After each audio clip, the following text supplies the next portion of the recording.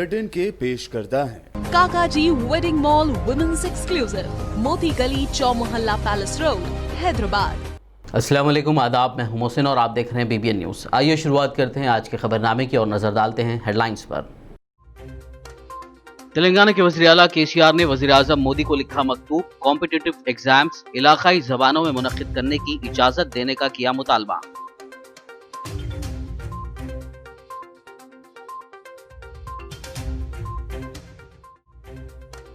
वज़ीर आला KCR का सदर जमहूरिया रामनाथ कोविंद को मकतूब, साबिक़ वज़ीर आज़म PV नरसिम्हा राव के नाम से मौसूम यादगारी डाक टिकट जारी करने की दरखास्त।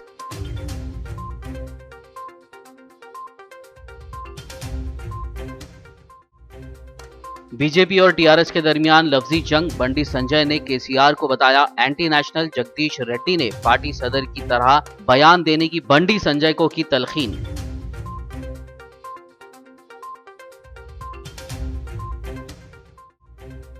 बीजेपी सदर बंडी संजय के खिलाफ TRS ने इलेक्शन कमीशन से की शिकायत, बंडी संजय की गिरफ्तारी का किया मुतालबा।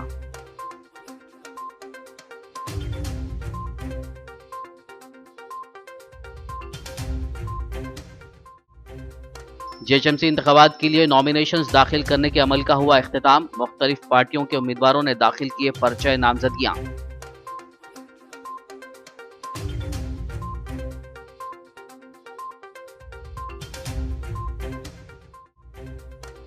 टिकट न मिलने पर बीजेपी के ख्वाहिशमंद उम्मीदवारों में शदीद नाराजगी। एक के हामियों ने कोकटपल्ली बीजेपी ऑफिस पर की तोड़फोड़, तो नाचाराम से खातून लीडर ने की सुसाइड की कोशिश।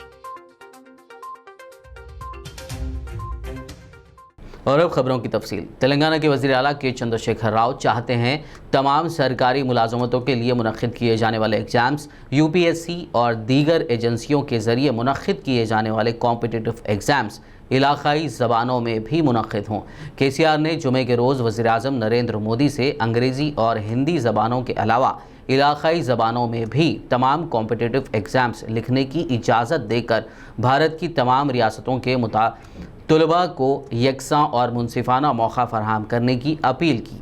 वज़ीर आला ने अपने ख़त में कहा कि सेंट्रल गवर्नमेंट के ओहदों, railway, defence services, nationalised banks वगैरह के जॉब्स पर भर्तियों के लिए तमाम कॉम्पिटिटिव एग्ज़ाम्स सिर्फ 2 ज़ुबानों यानी हिंदी और अंग्रेज़ी में मुनक्किद किए जाते हैं। ताहम उन्होंने कहा कि जो तलबा अंग्रेज़ी मीडियम में तालीम हासिल नहीं करते हैं या जो हिंदी बोलने वाले रियासतों से ताल्लुक़ नहीं रखते हैं, उन्हें कॉम्पिटिटिव एग्ज़ाम्स में शदीद नुकसान का सामना करना पड़ रहा है।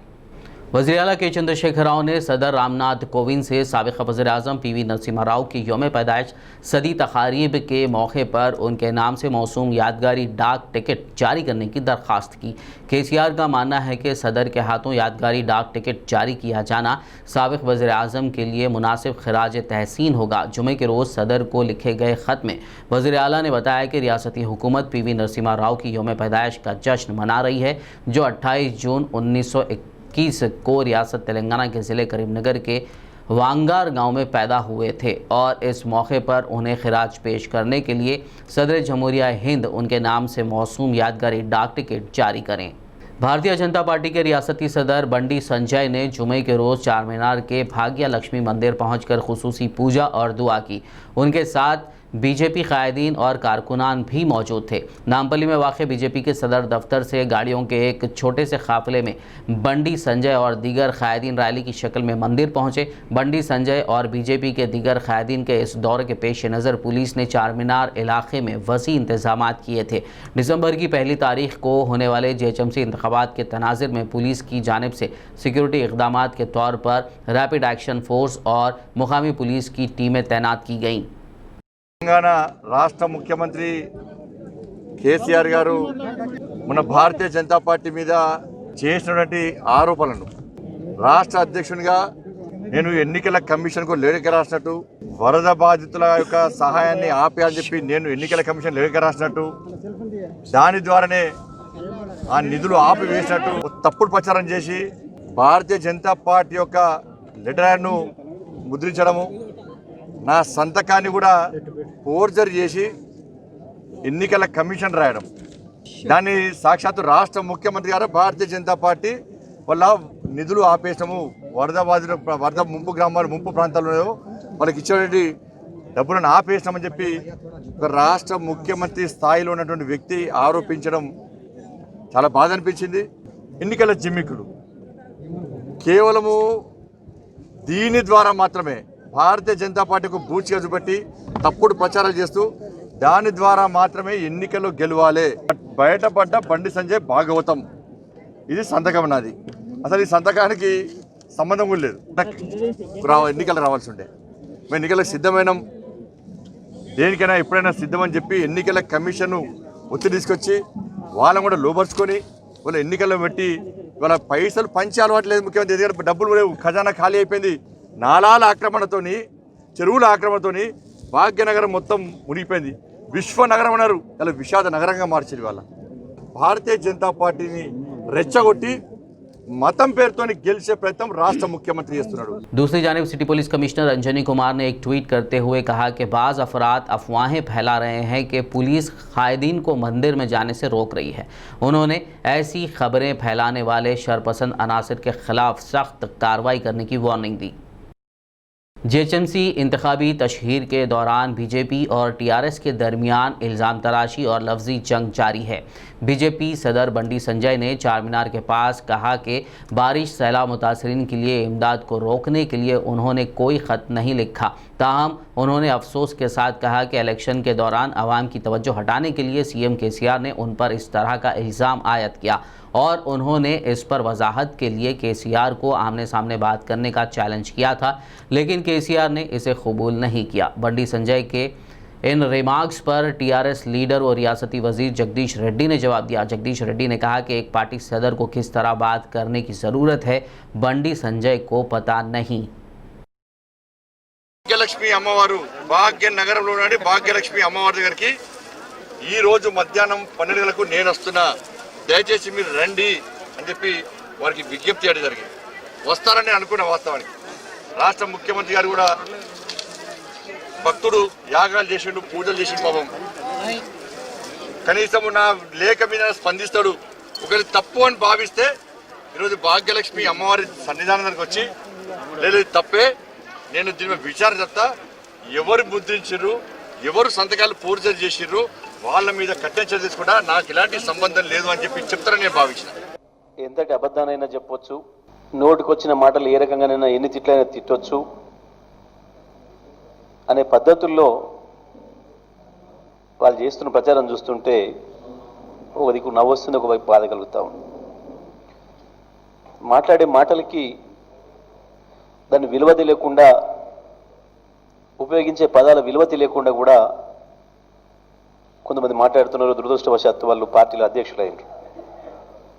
అది తెలంగాణ ప్రజల దురదృష్టం కావచ్చు, లేదా ఆ పార్టీల దురదృష్టం కావచ్చు. तेलंगाना के वजीर तवानाई जगदीश रेड्डी ने बीजेपी स्टेट यूनिट के सरबराह बंडी संजय की जानिब से वज़ीर आला के चंद्रशेखर राव को एंटी नेशनल करार देने पर उनके खिलाफ कानूनी कार्रवाई करने का इंतबा दिया.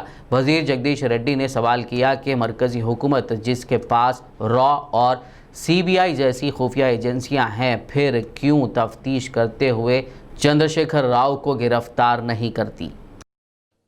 పక్క దేశద్రోహి రాష్ట్ర ముఖ్యమంత్రి తప్పకుండా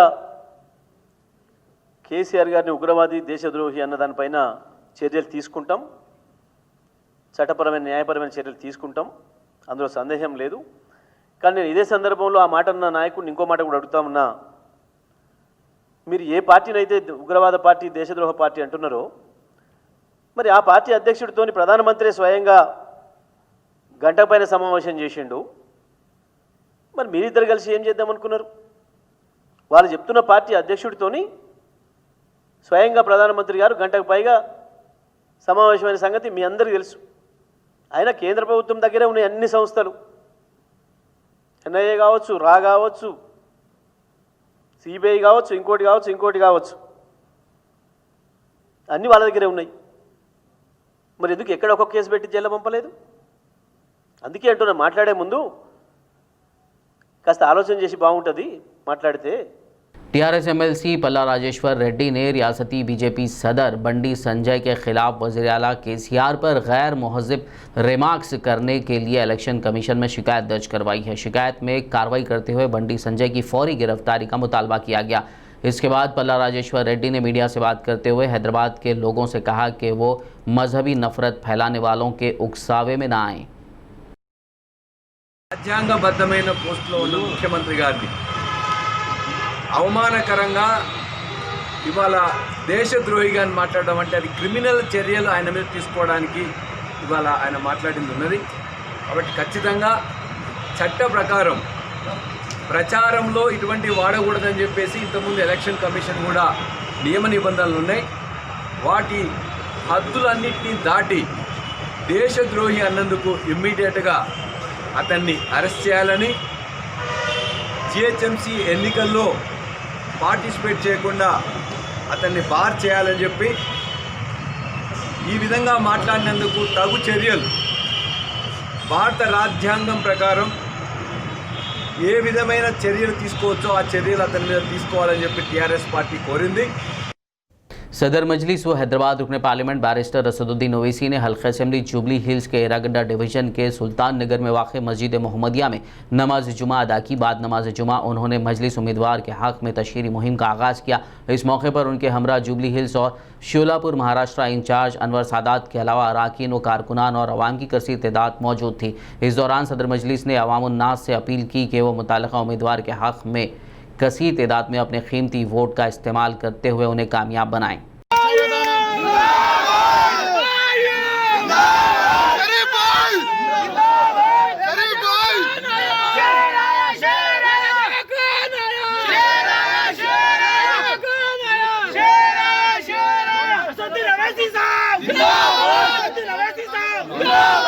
जेएचएमसी इंतखाबात के लिए नॉमिनेशन दाखिल करने के अमल का आज इख्तिताम हो गया है। इससे पहले आज मजलिस इत्तेहादुल मुस्लिमीन के शालीवंडा से उम्मीदवार मुस्तफ़ा अली मुजफ्फर और घांसी बाज़ार से उम्मीदवार मोहम्मद गौस की अहलिया परवीन सुल्ताना ने चार मीनार रुकन असेंबली मुमताज़ अहमद खान के हमरा एक रैली की शक्ल में सिटी कॉलेज पहुंचकर रिटर्निंग ऑफिसर से मुलाकात की और अपने पर्चे नामजदगियां दाखिल किए। इस मौके पर पत्थरगट्टी कॉरपोरेटर सुहेल खादरी और मोहम्मद गौस के अलावा दीगर मजलिसी कारकुनान की कसीर तादाद मौजूद थी।